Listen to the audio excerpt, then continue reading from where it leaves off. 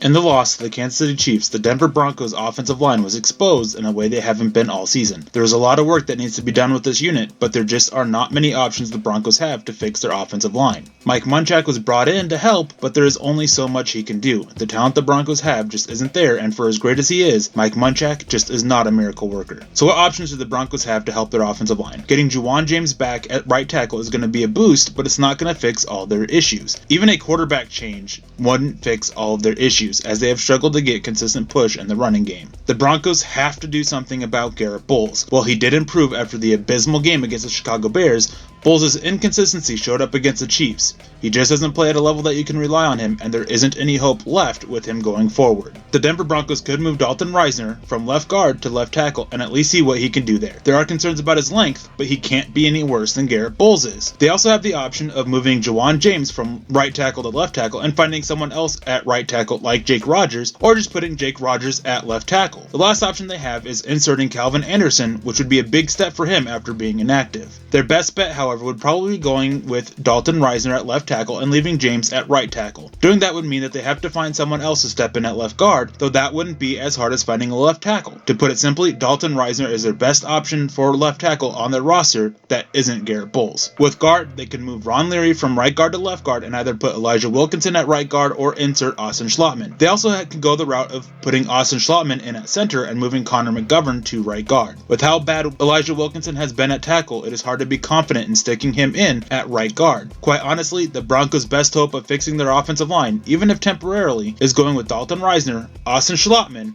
Connor McGovern, Ron Leary, and Juwan James, and hope that Ron Leary can step his game up after a really bad start to the season. Of course, this doesn't seem likely to happen due to comments made by Vic Fangio earlier this week. For Mile High Huddle and Sports Illustrated, I'm Eric Trickle.